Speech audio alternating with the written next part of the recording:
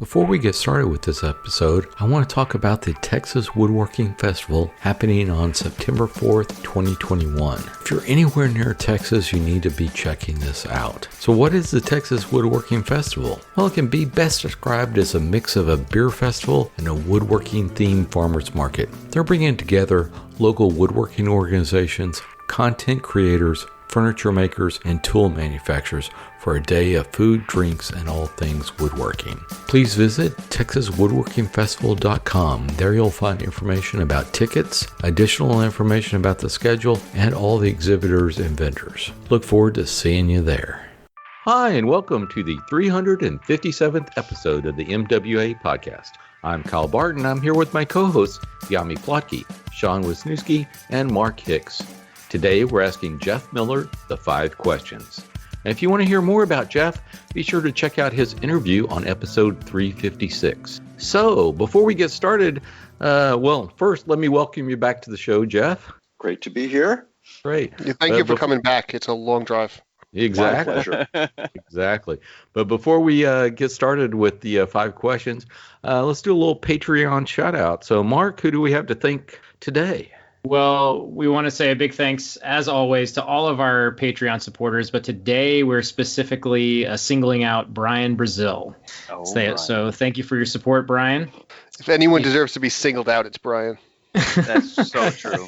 So true. If you would like to support the MWA podcast and possibly have your name said on a podcast that will last for all eternity, go to patreon.com/MWA podcast and throw in a little support. Let's get started with the 5 questions. Mark, I think you're up first. Yes. So, Jeff, we covered this a little bit on your long form interview, but how did you originally get into woodworking? I think I actually mentioned in the other interview that I made balsa wood and tissue paper airplanes as a kid growing up and models. And at a certain point, there was nothing I would buy that I wouldn't mess around with. With stereo equipment, I would fool around with that and customize it to more of the way I liked it. And that wound up being true with other things. My grandparents also had a wholesale card and stationery store where they sold toys and stuff like that. And things would come back broken, and they would set me up in a back room, and I would fix anything. So there was this sense that I could just do things. And in college, I came across a book, The Amateur Woodwind Instrument Maker. I think Trevor Robinson was the name. And I was just smitten with the idea of making musical instruments.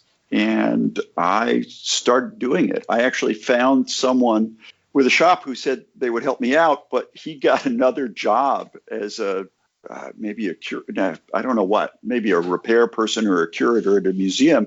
And he let me use his shop. And I just fooled around and started making things. And at the time, I had an apartment where I didn't have any furniture. So I made myself a table and a pair of chairs. The chairs, probably the table too, were from a book called The Sunset Book of Tables and Chairs. And the chairs were canvas and wood, and they were probably the worst chairs I've ever sat in. And maybe that was what really led me to building chairs. Just the thought that, I have to be able to do better than these, and these were in a book. Wait, so you're working on a design book, but it sounds like you were like doing design stuff since you were a kid. Like, so is it going to be a really short book? Like, you're just born with design instincts? Sorry, you just do it. Good luck. Well, I think that's one of the myths, and that it's a myth that I think designers love to cultivate, which is that only the chosen few who have, some sort of intimate relationship with a muse can do this. And I really don't believe that. Now, maybe I'm coming at it from a place where I was always doing something like this. And I do think it's important that you have, if you're doing something from a young age, you wind up with this sort of innate confidence in it. But I don't think it's a secret skill at all. And that's really, the focus of the book I'm working on. I think maybe, it maybe depends on your parents, like, are you, because I think kids are like born designers. I agree. I think we all Absolutely. are. And then if you're in a situation where that is allowed or encouraged, which is even better, where it's like, hey, mess around with this stuff and you're not going to get in trouble, which is kind of the attitude you have to cultivate as a designer, is like, it's okay to screw it up, and it's not the end of the world. In a way, that's the most important skill, is that you have this tolerance for screwing it up and then going back and doing it again and again and again and again. Somewhere I read that it takes 7 iterations to get to a decent design. And I think that's about right. At least. In a way, you have to be able to bang your head against the wall 7 times. Yeah. You gotta be willing to get it wrong. It's very painful. And most people aren't willing to get it wrong and freeze up. And that gets you nowhere. Yeah. The other thing we've forgotten how to do is how to play around. Yeah. And kids have that down. That's no big deal. But you mess around with things and you take the cutoffs from a project you're working on and you arrange them in a certain way and just find something pleasing in that. And it's not, design has to be both directed and completely undirected at the same time.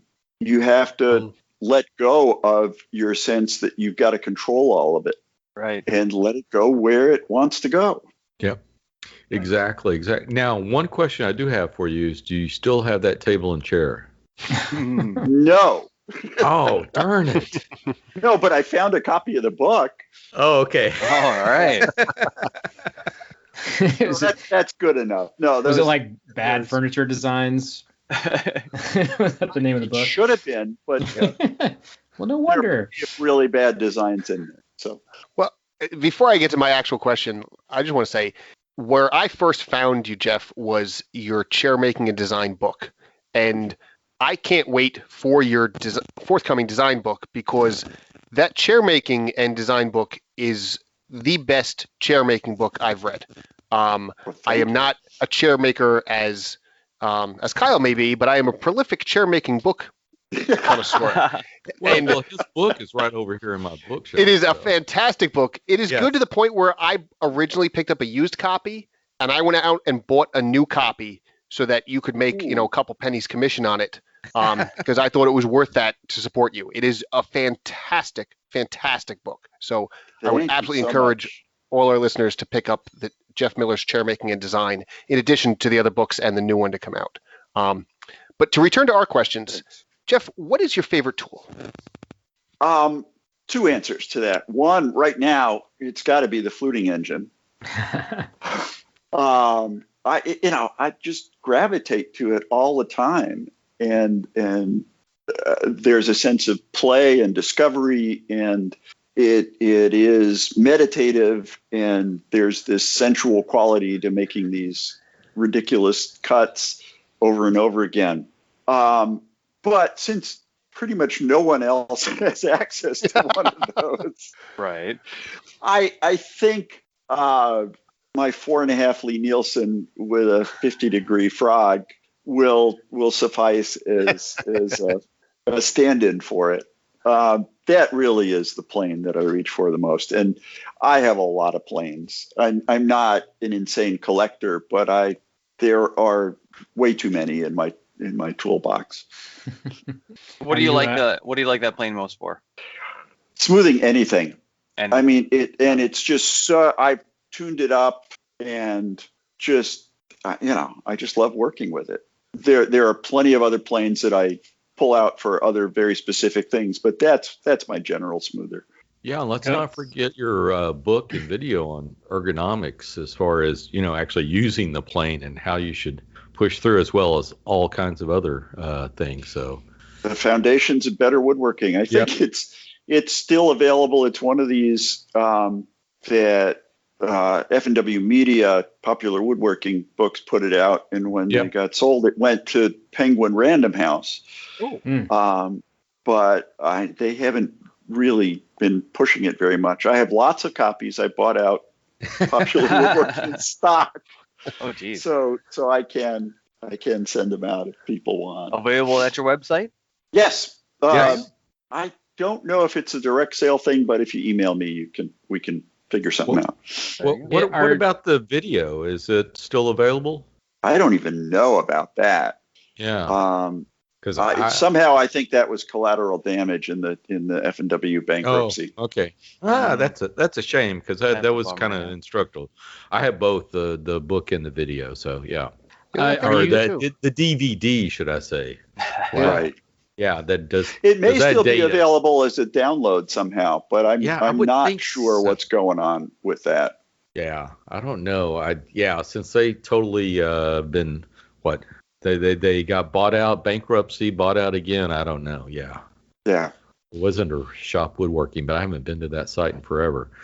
Jeff, you mentioned that the fluting engine isn't widely available. Do you have any plans to change that? The idea would be to write a book on it. And there'd be a plan in the book. Have plans for it, as well as how to use it, a little bit of history on it, and how easy would it be for someone if they were so inclined? That seems like a very niche thing. I mean, it was very. I think the blade would be the hardest part. Yeah, absolutely. But the whole thing. I mean, it's common parts. You could just make one. The basic framework was 4x4s, and then I just made a bunch of things. I mean, there's nothing outrageous about it if you can make a workbench. Nothing magical, I'm sure. Yeah, right. It's an appliance. It's a beefy frame, and there's a little bit of metalworking, but the bulk of it, the bearings are just bolts. Right. And hardware I could probably have made up anyhow. Right. And have someone make the blades for me. That seems easy enough to kind of put that together. Whether I can sell it as a book, I don't know. I might have to self-publish something like that. I haven't spoken to anybody about that yet. Mm-hmm. So it's hard to figure out, easy to build. Not that hard to build, right? It took quite a while to figure it all out. Oh, very certainly, if you can build a workbench, you could build one of these. Oh, there you go. So there you go. Mark, you got one. What? Every week you could make one. Yeah, the Plate 11 fluting engine. Yeah. There we go. I just need to work something out. Yeah, right. Yes, the Jeff Miller fluting engine by Plate 11. Yeah, that's got a certain ring to it. Very good. Yeah. You need to just charge more for the benches that are fluted. Oh, there you go.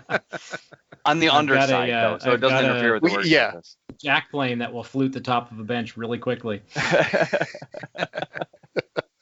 All right, Jeff. So who has influenced you the most in woodworking?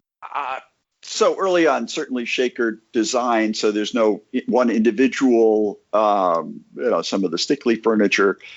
I read, as most of us did, the James Krenoff books, and found them inspiring, although I did not want to make stands on cabinets. I just liked the approach. With dowels, yes. Right. Right, with dowels. Yeah. And are there individuals? I don't really know. I just sort of inhaled as much as I could from everywhere.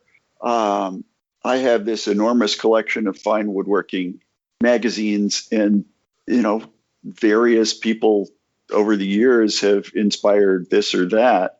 I really feel like I'm inspired by almost everything I see. It's very hard to nail down a particular individual who was sort of an outstanding inspiration in that.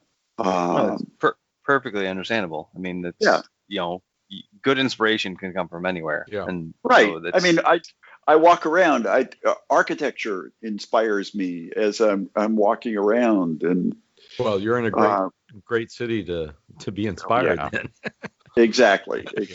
Do you do? I'm sorry, this just fired up a question in my brain. Do you do a lot of sketching? Sure. I do sketch. Do you carry a sketchbook around or? No, but I find I doodle and sketch and have ideas and throw them down on scraps. I have lots of sketchbooks. I keep something like that in my pocket most of the time. Okay.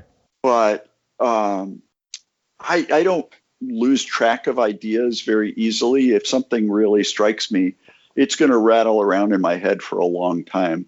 And then the question is sorting out what do you want to pursue, because the design process is iterative and you've got to do a lot, fail a lot in the course of doing it. You have to decide where are you going to go with various things. Where is your effort best spent?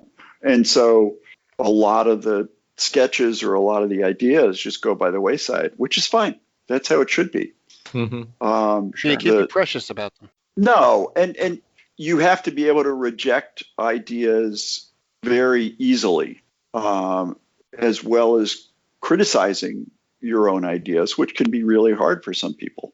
There's a weird thing, and I talk about this in the book that I'm working on now on design, which is it's almost like you have to have two dials, one for creativity and one for criticism. And as you go through the process, you want to start out with the creativity dial all the way up and the criticism dial down low. Yeah. Because you want to just spew out ideas. Right. And then as you move forward, you have to change that. You have to dial down the creativity and increase the criticism. And you also can't get bent out of shape about rejecting your own ideas. It's like, oh, I've spent all this time thinking about this. Well, too bad. It's a bad idea.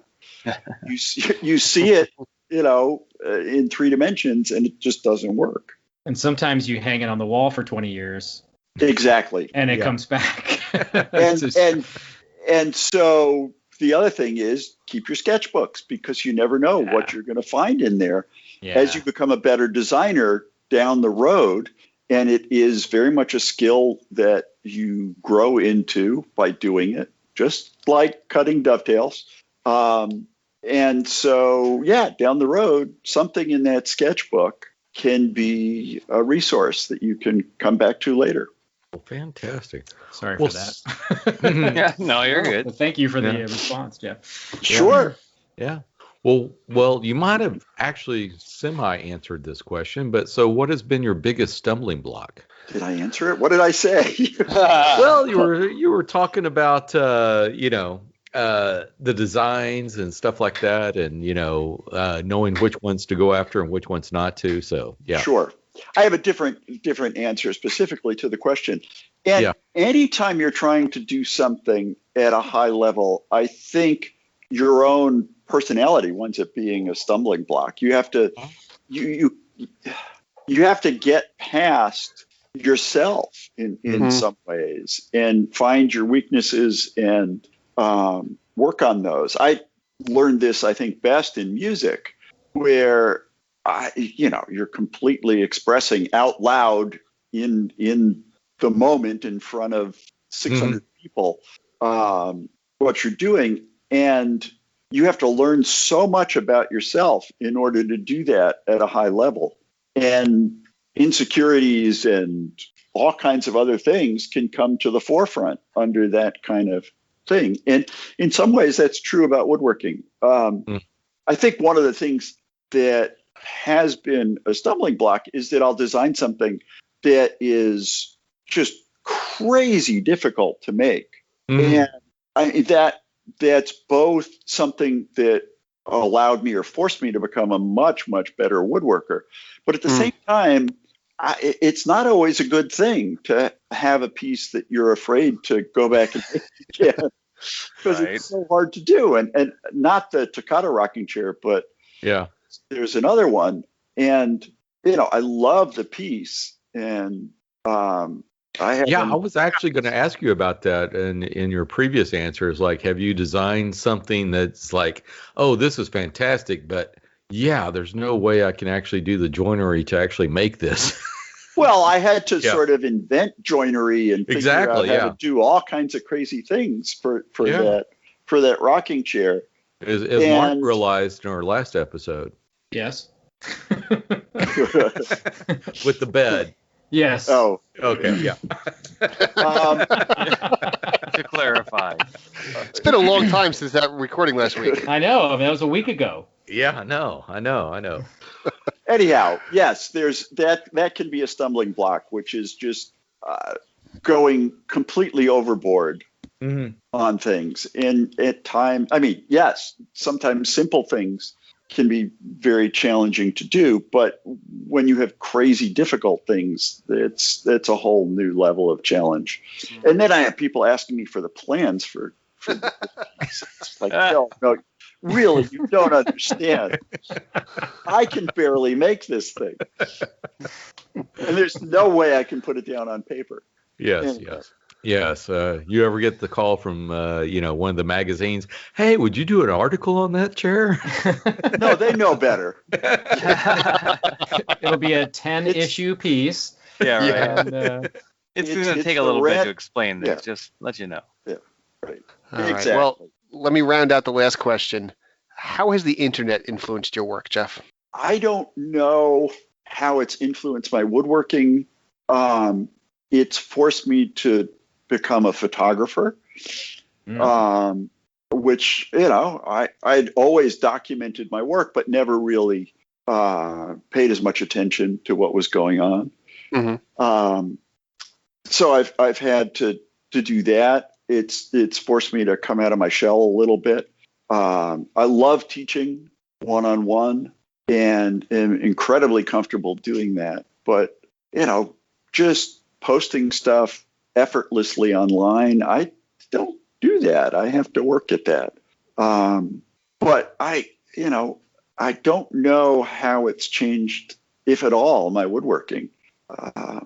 I love doing the fluting engine videos. I'll say that. I think it's cool that like you can find a way, and like I'm the same. I'm not a natural social media guy. That it just doesn't come to me. Yeah. And so it makes you think about it in like focusing on photography because you want it to be, attractive to the viewer in that way. And that takes time. That's really, that's really important because it doesn't come naturally to all. Yeah. So it may not influence the way you work, but it influences the way you expose yourself. Yeah. And one of the things I don't realize is that many of the everyday procedures in my shop, I'm sure would be of more interest, but I always have to think about what I'm going to post. I always have to think about what I'm going to post and sort of, is this going to work? And, how do I have to set this up? And I stress about that a little bit more than I perhaps should. Maybe this is one of these instances where the question should be reversed: is how has Jeff Miller's internet presence influenced other people's work? Sure. Well, there's I don't know of any other fluting engines panel out there. bed. Yeah. I'm sure there's going to be a rash of them coming up soon. Yeah, it's just like, yeah.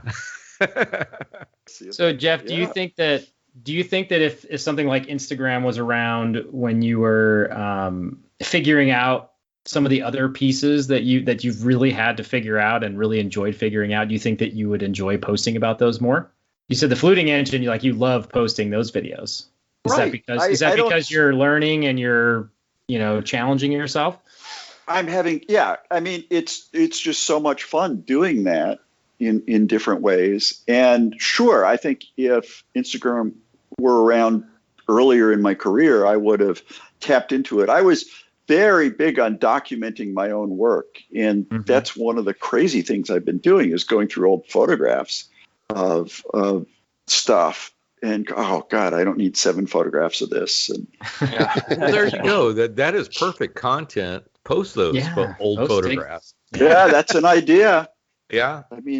Interesting idea. Yeah. The Wayback History Machine. Yeah. It's always interesting. Just like I mean, like the machine itself, it's interesting because it's fairly complicated and it does a very intricate thing. But people also like to see, like you said, the Wayback. Yeah. It's kind of cool. Like this is me, like someone like you it's been at this for a good long while, and you've developed, seeing some candid photo of you back, 20 years ago, it has some interest to it. It really does. Sure. Yeah. Okay. Well, now I've got a lot more content. Jeff. Yep. Yeah. Get on that scanner. Exactly. Fire it up. Let's go. Yeah. What was that? That was the thing for a while. The Throwback Thursday thing. It was that was the exact purpose. It was like, this is what I used to look like. Like for some reason. But I mean, you could make it more interesting. I mean, this is what I worked on back then. Look how I've developed. Look how I've advanced or changed how I'm doing things. Yeah. Could be an interesting perspective. Fantastic ideas. I also just helped my mom clean out her house as she moved to an independent living facility, and we went through my dad's 10,000 photos, and there's some amazing picture. My mom was in tears; she couldn't do it. I bet. So my two sisters and I went through these unbelievable boxes full of stuff. Yeah. And I'm doing the same thing with my mom right now. So it's very challenging. Yeah, it is challenging, but there's some gems in there. It's yeah. I mean, looking through these old black and white pictures, and you got people, in horse-drawn carriages pulling up, and you're like, and my mom's like, I have no idea who these are. These people are, but I must be related to them in some way because this is from her dad's stuff, my grandfather's. Right. Those are the photos you upload to a stock photo site and just put them up for sale. Oh, yeah. I don't know who any of these people are. Yeah, exactly. But it's heartbreaking. It's tugs at your heartstrings too, and but it's good. It's good. We've got boxes of my grandparents' photos, so of their parents and them when they were kids, and crazy stuff. So much fun. Oh yeah, that's super cool. I mean, and some of it, you don't know what the picture is. Really good nostalgia. It's like it's how this was back in the day. I mean, my mom's in her mid 80s, and it's like seeing pictures of her when she was like 3 years old. Yep. Yeah. Oh, heck, we were over at my grandfather's on Sunday celebrating my mom's birthday. I mean, he's 95, and I forget what the subject was. My mom went and good, old timey. They used to keep photo books. I mean, there's books by year of the kids growing up and everything. And here, pull up this, and here's this dead relative, and there's this. Oh, look at that vacation we took, and all this other stuff. So cool to look back. Yeah. Well, with that said, so Jeff, where can folks find you on the interwebs? Pretty easy to find me. It's furnituremaking.com, and on Instagram, it's at furnituremaking. Fantastic. And Diami, what about yourself? Well, I can be found on the Modern Woodworkers Association podcast. Once every year and a half or so. Yeah. Or you can find me every day on Twitter at Diami Plotke or Penultimate Woodshop on Instagram. I still don't know what this Twitter is you speak of. But anyway, Mark, where can folks find you? My website is blade11.com. There's a blog there where you can read my thoughts on occasion. On Instagram at Mark Builds It, and instructional stuff at Plate 11 Woodworking on YouTube. All good things. Kyle? You can always find me at barton.kyle on Instagram, or search for me on YouTube, Kyle Barton. So, Sean, what about yourself? Oh, keep it simple. I'm Sean W78 on most social medias. Go find me there. And that just about wraps it up for this show. If you haven't already, please subscribe to the show on the podcatcher of your choice.